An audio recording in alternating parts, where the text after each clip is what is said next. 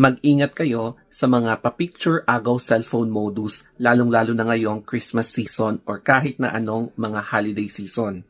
Ito yung modus na, kunwari, merong kukuha ng phone mo para i-picture ka daw para sa Instagram o kaya sa profile picture mo, pero yun pala, hahablutin yung phone mo, lalong-lalo na kapag mag-isa mo, and then, ipapabayad sa'yo yung phone mo for 5,000 o kaya 10K bago mo mabawi yung phone mo, or else, nanakawin na nila ito at tatakbuhan ka.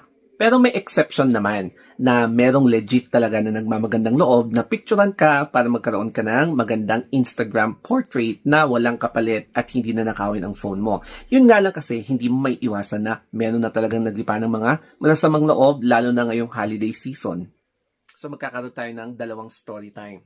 So yung first part 1 is yung classmate ng kasama namin dito sa bahay long time ago. One time pumunta sila sa SM and